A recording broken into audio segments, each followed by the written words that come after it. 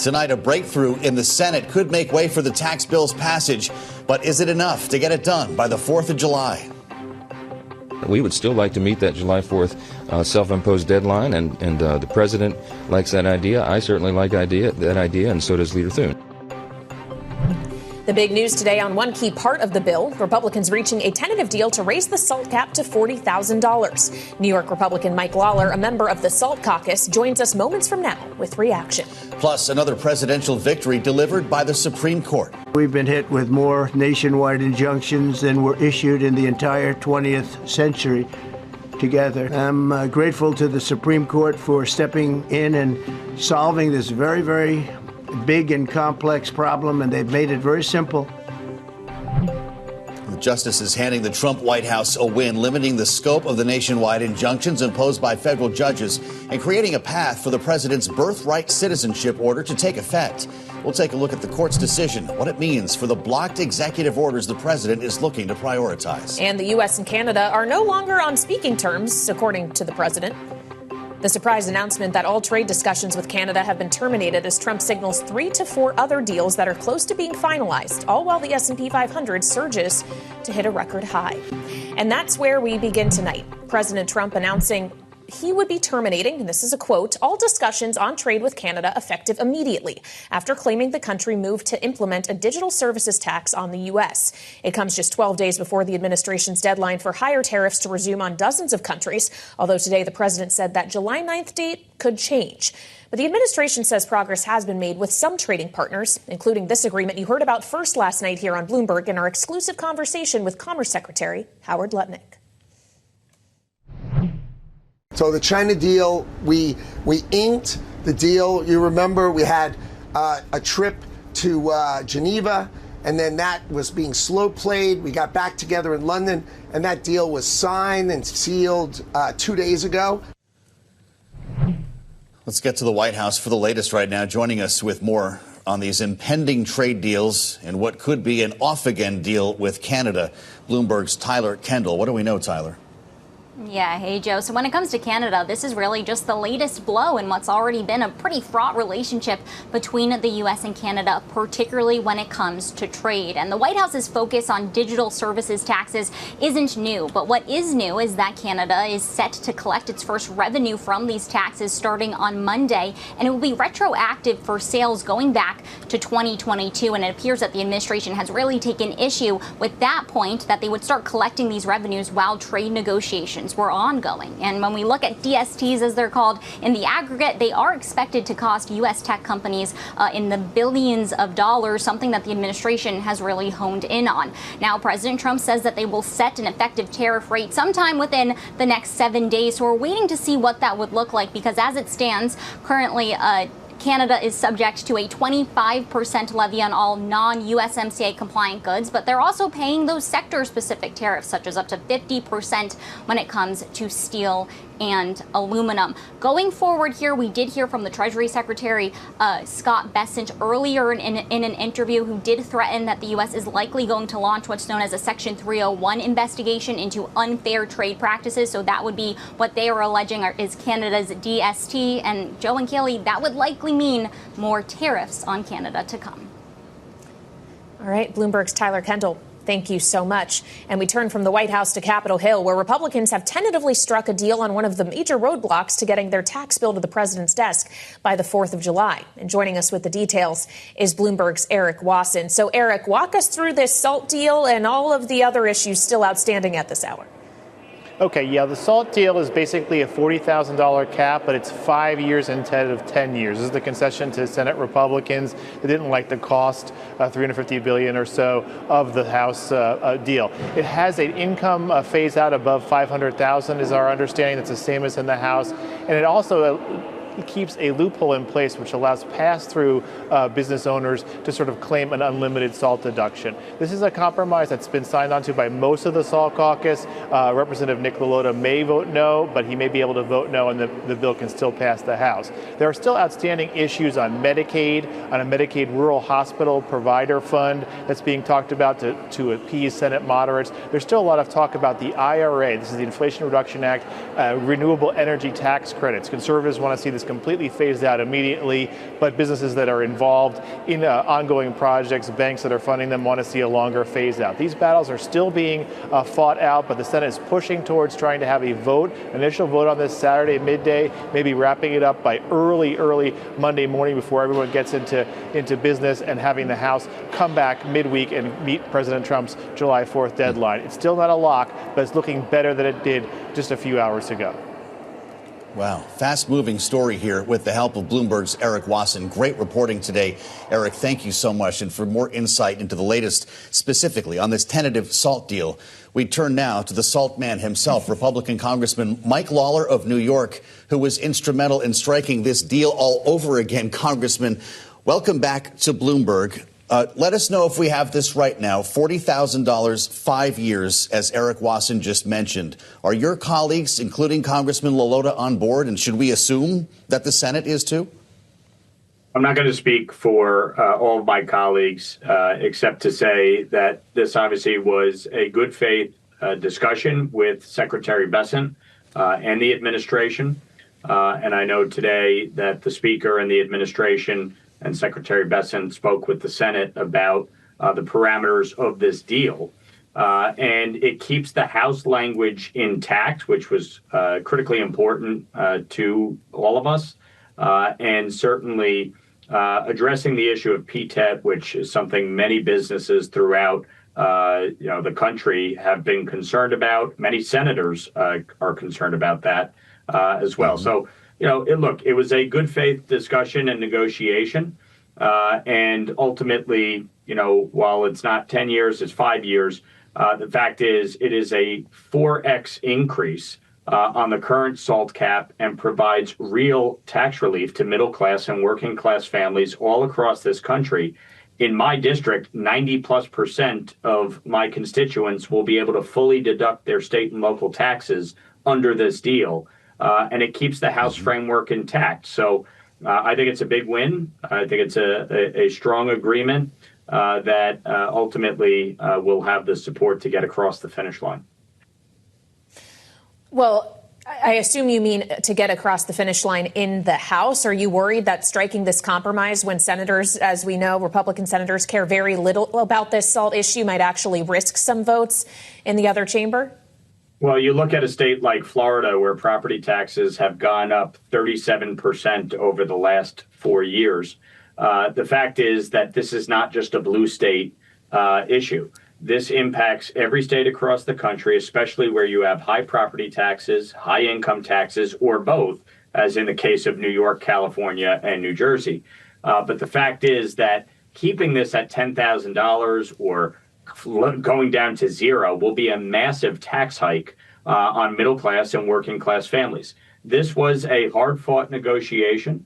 The Senate was able to get the overall price down. So, that obviously is something that they were focused on. We were both able to solve the issue of PTET, which is important. But this issue of SALT was critically important to a number of us in the House, and I do think we've reached an agreement that will pass. Would love to get into the state of play more broadly here, Congressman. We heard from the House Speaker this morning, Mike Johnson, who talked about what he's looking at here in terms of the timeline and that July 4th deadline we've already mentioned. Here's what he said. We would still like to meet that July 4th self-imposed deadline, and the president likes that idea. I certainly like that idea, and so does Leader Thune. So we're in a wait-and-see posture in the House right here, and we'll see what happens. So we're ready to act. Okay. So let's assume everybody's on the same page here and the Senate actually gets its work done this weekend, Congressman. I know that I'm assuming a lot there because the parliamentarian still has to rule on some pretty big items, including the current policy baseline. But let's say there's a vote-a-rama, this bill passes this weekend. Are House members returning early next week, like Eric Wasson said, or midweek for a vote? Do you see yourselves voting on the 3rd of July and you make it in time for the fireworks? What's the plan at this time? Well, we're definitely all on standby. There's no question. The objective is to get a final agreement and get the bill voted on. I know the president and the White House want the bill to move. Obviously, the Senate needs to take up a bill and pass it. But I expect as soon as the Senate acts that we're going to be back in Washington, if not sooner. But I certainly expect that we will be back in D.C. next week. Well, and then, of course, it becomes a question of counting the votes. I know you said you think you have a deal that will make it easy to pass in the House, but knowing that you have plenty of fiscally quite conservative colleagues who have already raised issue with the price tag, even when the bill was leaving the House, and now the price tag looks like it may be adjusted in the Senate, especially as the parliamentarian has taken out some measures that were intended to offset the cost of cutting taxes. How big is the uphill climb for your Republican conference leadership to get those people on board? Look, this is the reality of life and politics. You're not going to get everything you want, and you negotiate to get the bill as far as you can on the issues that matter. Obviously, for me, the issue of SALT, Medicaid, the green energy tax credits. These have been key issues that I and many of my colleagues have been working on throughout these negotiations.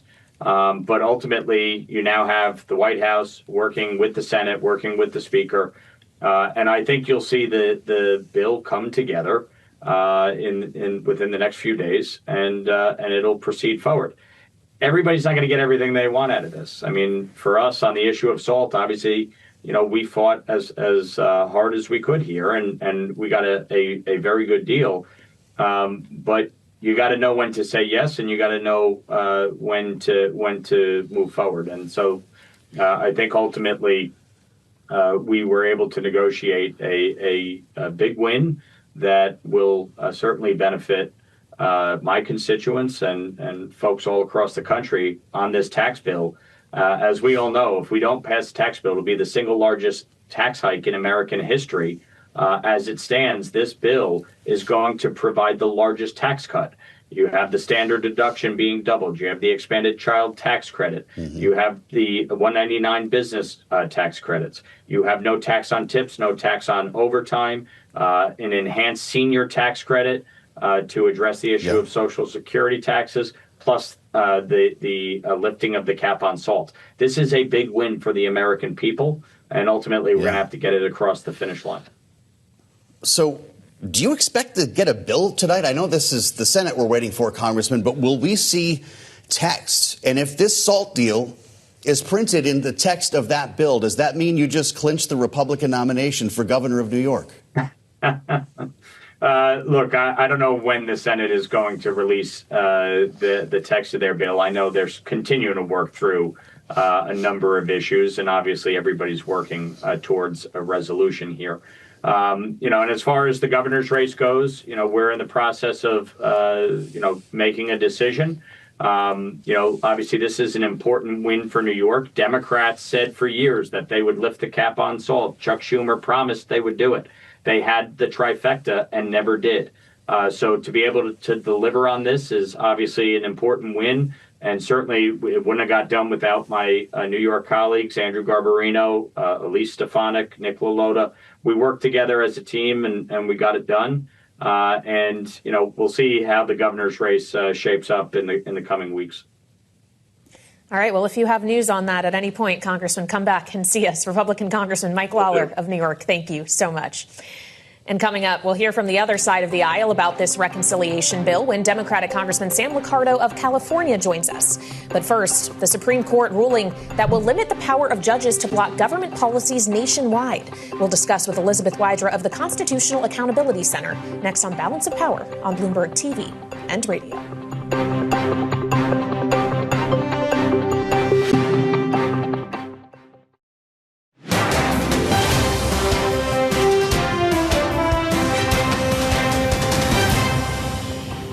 Thanks to this decision, we can now promptly file to proceed with numerous policies that have been wrongly enjoined on a nationwide basis. President Trump earlier today during an extended news briefing at the White House, where he celebrated what he sees as a big victory from the Supreme Court. The justices today voting along ideological lines to limit the power of federal judges, curbing their authority and setting nationwide injunctions. It was one of those injunctions that blocked President Trump's efforts to end automatic birthright citizenship. although the justices declined to weigh in on that specific matter, at least for now. Ending birthright citizenship is just one of several blocked executive orders, as you can see on Bloomberg TV and on YouTube. Now orders on issues like refugee resettlement, sanctuary city funding, support for gender-affirming care are all now on the table. And joining us with the latest here on Balance of Power on Bloomberg TV and radio, Supreme Court reporter Greg Stohr with us from Bloomberg. Greg, it's great to see you. This was a very busy and frankly confusing day to get to the bottom of this ruling. The implications indeed could have a direct impact on the case involving birthright citizenship, but could go much further than that and for other presidents. Yeah, let me first start by saying two things that the court did not do. One, as you said, did not rule on the substance of Trump's restrictions on birthright citizenship. That would change a like 150-year-old understanding of that everybody born on U.S. soil is a U.S. citizen. Two, it didn't decide for certain whether these restrictions could be blocked.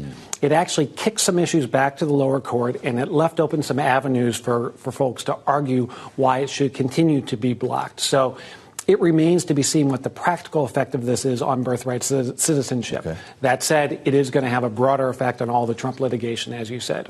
Well, yeah, so walk us through the actual nationwide injunction implications here, because as Joe just listed out, and we were showing on Bloomberg TV, if that's how you're joining us, there is a laundry list of things the president said, okay, we're now pushing forward on this because these courts have been restrained in this way. Yeah, and the list is even longer than what the president mentioned. It is certainly a very, very common thing. I mean, it's been happening under both administrations, but turbocharged under Trump, in part because of so many things he's trying to do so quickly. Judges have in many cases said, hey, that's illegal, I'm going to block it, and I'm going to block it nationwide. And what the Supreme Court said today is you don't have authority to do that in most cases, Judge. There, as I said, are some potential other avenues, like, for example, there could be a class action lawsuit. It just requires more of a showing to get that nationwide injunction. But at a minimum, it's a new tool and perhaps a very powerful tool for the administration to argue to say, Judge, you've got to limit your ruling just to the people who sued in that case.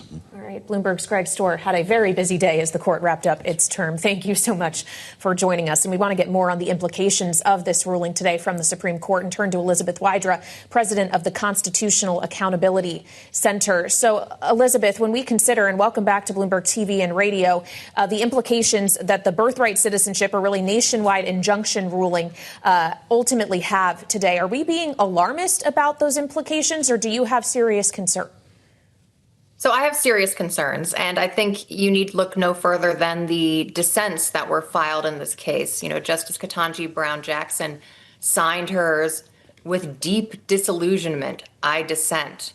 And I think that idea that, you know, we look to the Supreme Court to be the ultimate enforcer of the rule of law. And here, I think with this ruling, there is a lot of turning its back on lawlessness. You know, as Greg rightly said, this was not about the merits of the birthright citizenship order. And indeed, at the oral arguments, when this case was being heard just on this injunction issue, there did seem to be deep skepticism, even from the conservative justices, on the constitutionality of the birthright citizenship order. It's completely contrary to constitutional text and over a century and a half of settled precedent.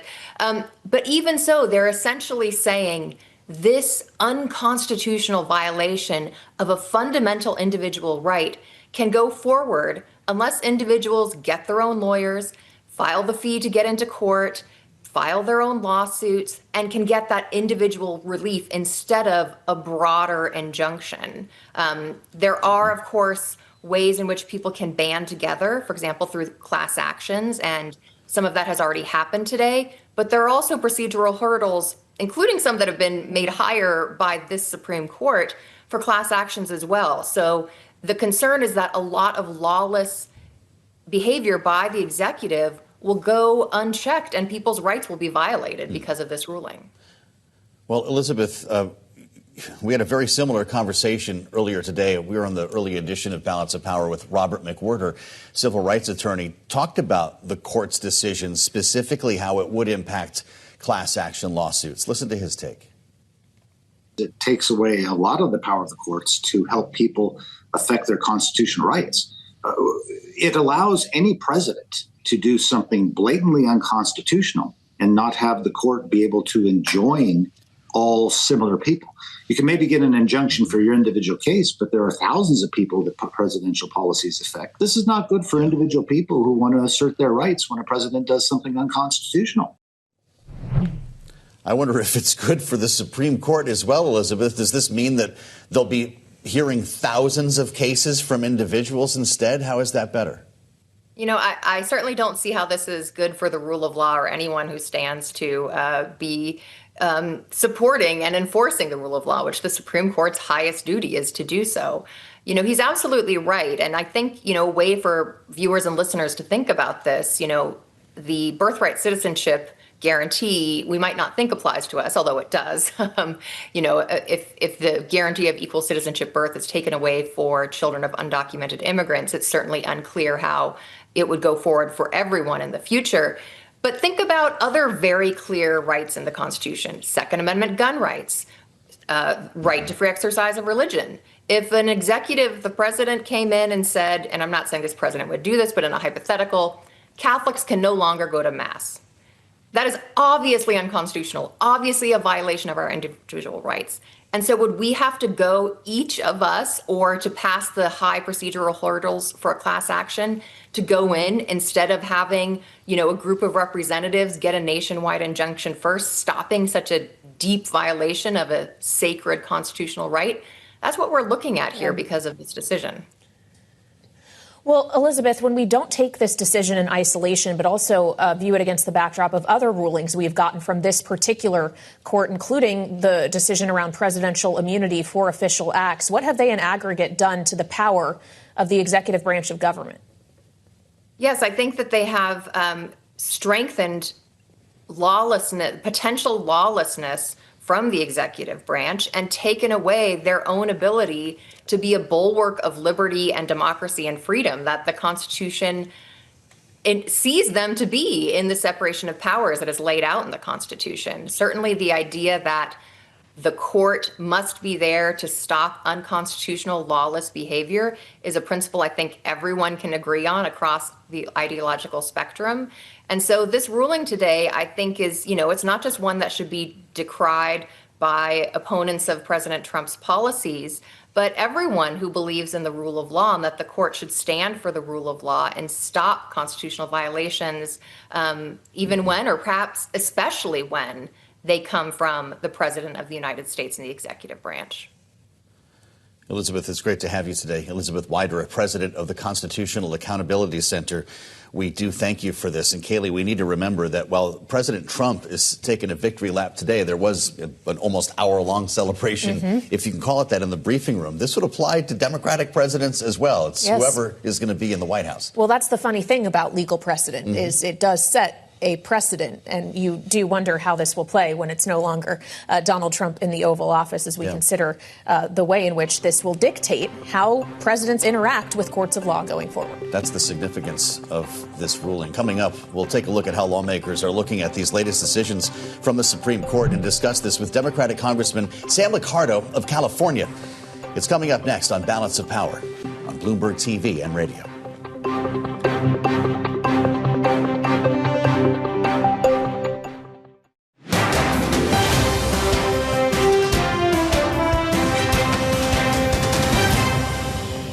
So birthright citizenship will be decided in October in the next session. However, it indirectly impacts us because, as you correctly pointed out, if there's a birthright citizenship case in Oregon, it will only affect the plaintiff in Oregon, not the entire country. So yes, it's indirectly, but that's pending litigation, and we're waiting on that in the next term. We're very confident in the Supreme Court, but again, it's pending litigation, and that will directly be determined in October, but it indirectly impacts every case in this country, and we're thrilled with their decision today.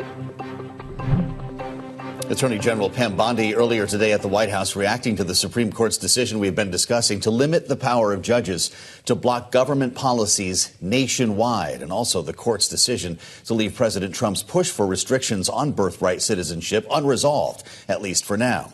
With our eyes on October, as the Attorney General just mentioned, we turn here on Balance of Power on Bloomberg TV and radio.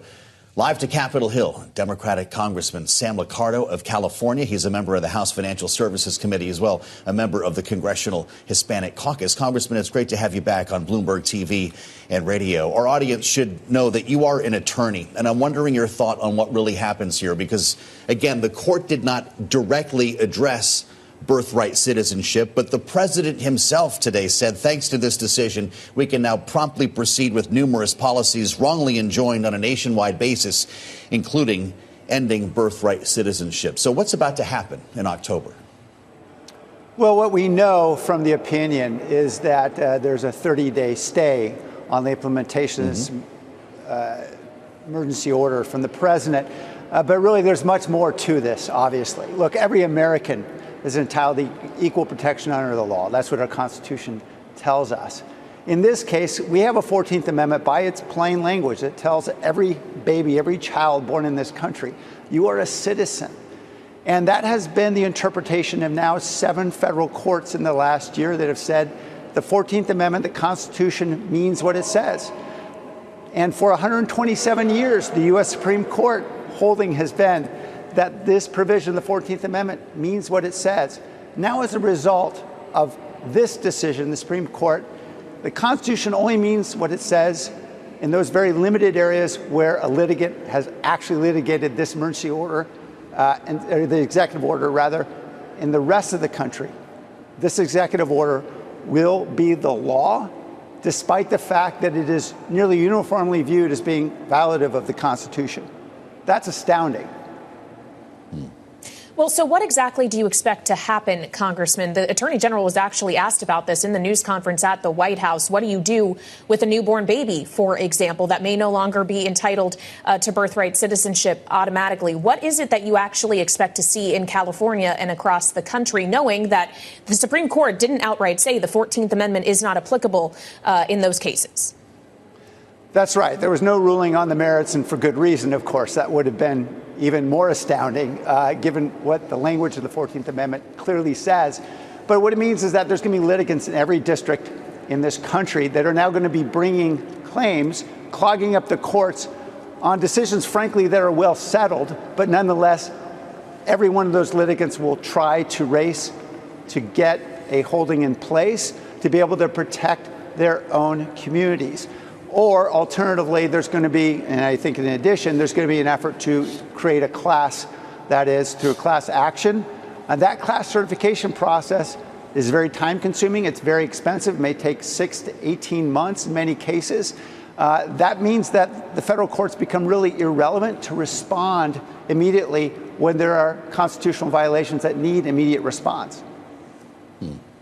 I know, Congressman, this is sensitive stuff, but the president said a lot of things today and framed the 14th Amendment, to use his words, quote, it was meant for the babies of slaves, unquote, knowing, of course, that the amendment was an outcropping of the Civil War. What would be your response to his view on that? Our Constitution and this provision in the 14th Amendment is meant to protect every child born in this country. That's what it says. We are all U.S. citizens. And there can be no more divisive act for a political leader in this country than to say, those of you who have long been deemed to be U.S. citizens are no longer. That's an outrage. Well, Congressman, as we consider that this is just one part of the administration's wider efforts on questions of migration and immigration, knowing there have been favorable court rulings from the Supreme Court in that regard as well, at least allowing the administration for the time being to continue with some of its deportations, what is the aggregate effect that it is having on communities who either have already come to the United States seeking refuge or are thinking about doing so, applying for asylum, immigration trends as a whole, in your mind? Well, I think this is devastating to our country and its future. Look, I represent Silicon Valley. I was the mayor of a city where 40% of our adults were born in a foreign country.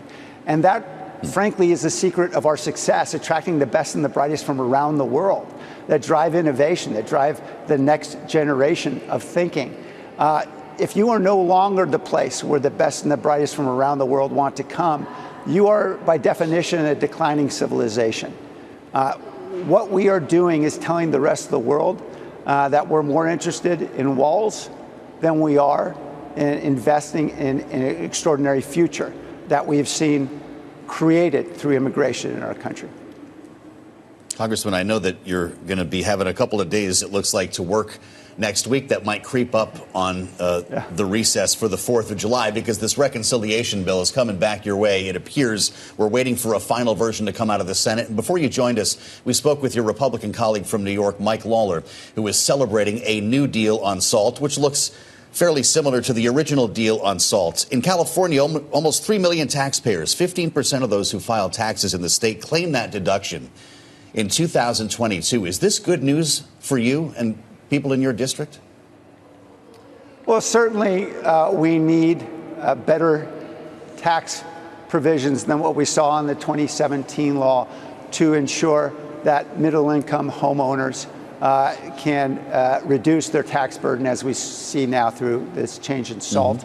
But the truth is that President Trump painted his party into a corner by promising $5 trillion of tax goodies that he had no idea how to pay for. And what we're watching now is all the machinations around how they're going to invent ways to pay for tax giveaways that they simply are putting on the credit card. This is just debt that they're putting on our children, trillions of dollars of debt. And I think Republicans who have long believed in fiscal responsibility should be ashamed. Well, Republicans obviously are having to navigate, at least in the Senate, the processing and advice of the parliamentarian. In your mind, has this parliamentarian, with various rulings, including around issues like Medicaid, made this legislative package more palatable? Well, what she has done is she has made it more legal, regardless of whether you think her rulings are good or bad. And let's face it, there were plenty of Democrats who were complaining the last time the parliamentarian was weighing in 4 years ago on another package. I think it's important that she simply be the umpire and call the balls and strikes as she sees them. And I think she's done a fair job of that. The responsibility, it seems to me, of the Republican majority and any majority in Congress is to make sure you're putting forward a package that's legal. Obviously, that wasn't done at the outset. A lot of promises were made that nobody had any idea how to keep. And that's reflected in what we're seeing now with this last-minute jockeying.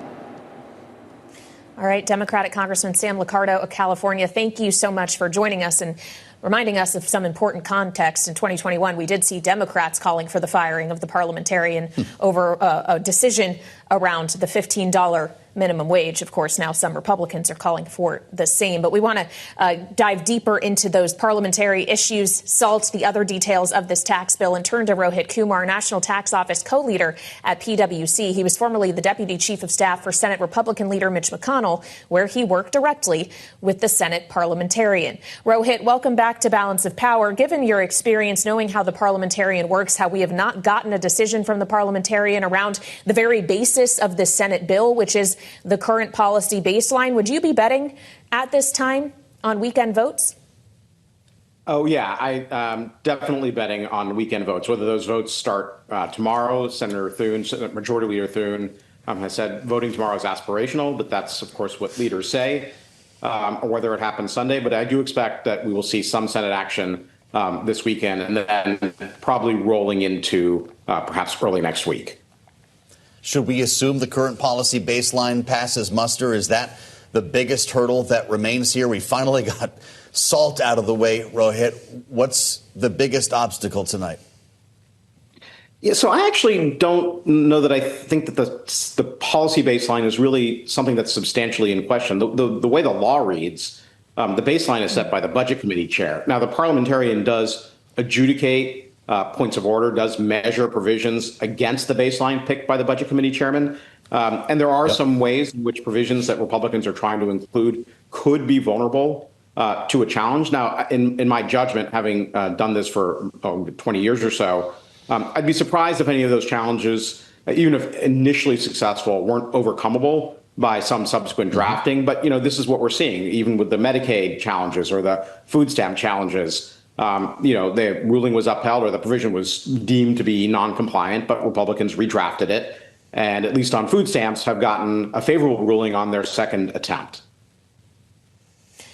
So when we consider in aggregate the changes that have been made to appease the parliamentarian or make this actually these elements eligible for the reconciliation process, knowing there are plenty of senators who still have concerns, Rohit, do you think there might still be a whip count problem if not everyone's concerns have been adequately addressed? It's one thing to work through all of these procedural hurdles. It's another to actually have the votes on the floor.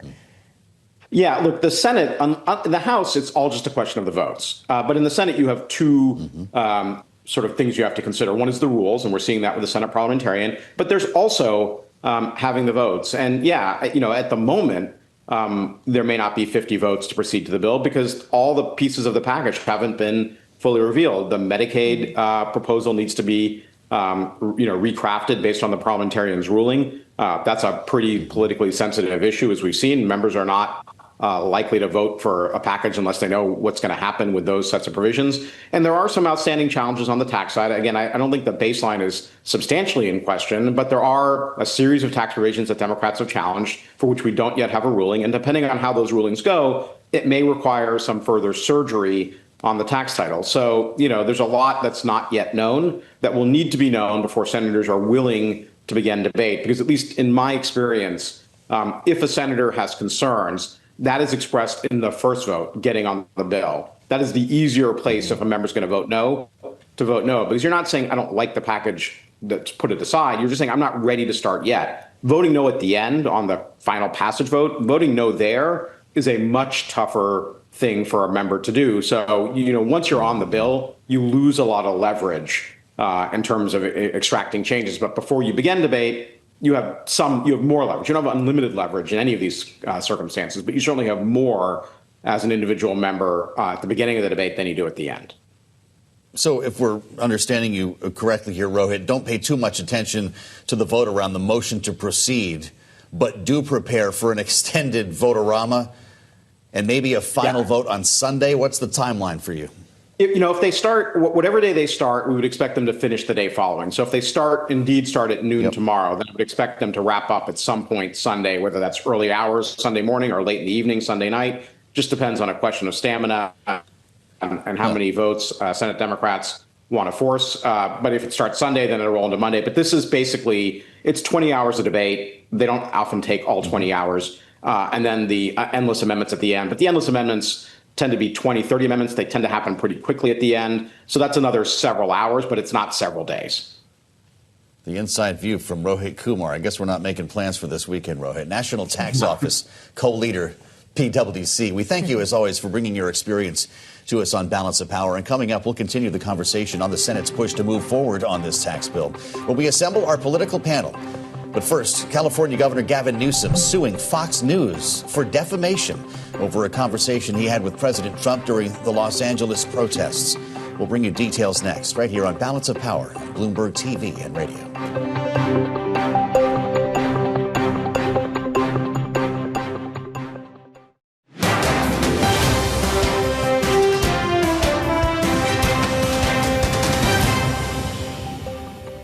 This is Balance of Power on Bloomberg TV and radio. Alongside Kaylee Lyons, I'm Joe Matthew. As we turn now to some of the other stories we're following in the Bloomberg Power Brief.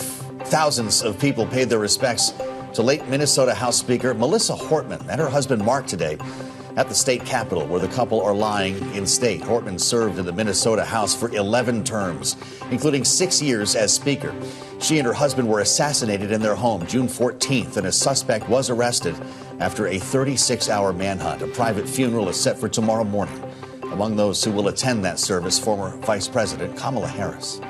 California Governor Gavin Newsom is taking on Fox News in a $787 million defamation suit. According to the lawsuit, Fox News host Jesse Waters claimed Newsom lied about phone calls between Newsom and Trump during their dispute over the deployment of the National Guard and supported the falsehood with deceptively edited video.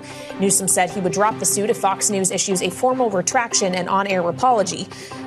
Fox News, of course, settled a separate defamation suit with Dominion Voting Systems in 2023 for a similar amount. And University of Virginia President James Ryan is resigning as part of an effort to resolve a Justice Department investigation into the school's diversity practices.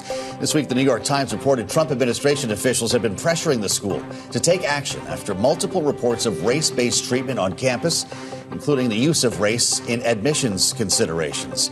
Ryan released a letter to the university community today, writing, "I cannot make a unilateral decision to fight the federal government in order to save my own job." Now we turn back to Capitol Hill on Balance of Power. Republican senators are sprinting to get this tax bill through before the July 4 deadline. As we've been discussing throughout the hour, we now play it to the panel as the president's one big beautiful bill hangs in the balance in the United States Senate. Bloomberg Politics contributors Rick Davis, partner at Stone Court Capital, and Republican strategist and Democratic analyst Jeannie Shanzano, political science professor at Iona University, join us together. Great to see you both. That means we made it to Friday. Rick, you spent enough time in the Senate to have a sense of what's percolating behind the scenes here. This last-minute fit of deal-making with SALT, still trying to figure out exactly what the parliamentarians' last word means. We're almost there? Yeah, I think it's probably less parliamentarian focused now, and all the individual deals that all these members are trying to get into that budget package being put together right now by Lindsey Graham, chairman of the Budget Committee.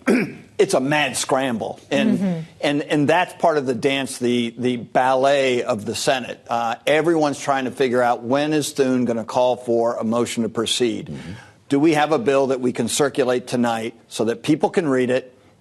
This will be 1,000 pages, so that's a little bit deceptive, but and get to a vote either tomorrow or Sunday, and that starts the clock on the vote-a-rama. Will he call, though, a vote if he's not sure he actually has the votes to pass this thing? Because we know in the House, Mike Johnson is very willing to let something publicly fail, but is John Thune? Yeah, I think Thune is ready to sort of get this show on the road, and so if they have a problem with the motion to proceed, it's not going to kill anything, right? Then they take a step back and say, okay, who didn't walk the plank? Why are we not getting to the 51 votes we needed for the motion to proceed? And then, find out what deals need to be cut in order to get to the second one. So motions to proceed sometimes fail. That wouldn't be a surprise to most people. Yeah. All right, Jeannie, so what's this vote-a-rama going to look like? Democrats have been picking their battles here. You're going to keep us all night? What will be the objection? Yeah, they'll try to keep it as long as possible. You talked to Dick Durbin today. They've got a lot of issues that they want to force Republicans to take a vote on. And, I think in the end, though, this does get through. It's always, I think, a telling sign when we hear that President Trump is not going to play golf this weekend. He's going to stay in D.C. That means the closer is here. They're talking about a big, beautiful barbecue for the 4th of July. So I think they'd really like to push this through if they can. I think it's still tight. But I heard John Thune called Saturday vote an aspirational. So maybe they get Sunday, then the 72 hours, and they try to push this thing through to the House before the 4th. Well, of course, the president's pushing against this July 4th deadline, but he also is looking at a deadline that he suggested today is potentially movable of July 9th when it comes to negotiating with our trading partners to avoid higher tariffs being put back into place. Although if you're Canada, apparently you're just going to find out what your tariff rate is in 7 days. As the president suggested, a digital services tax means trade talks are over, and he talked about it at the White House earlier. Canada's been a very difficult country to deal with over the years.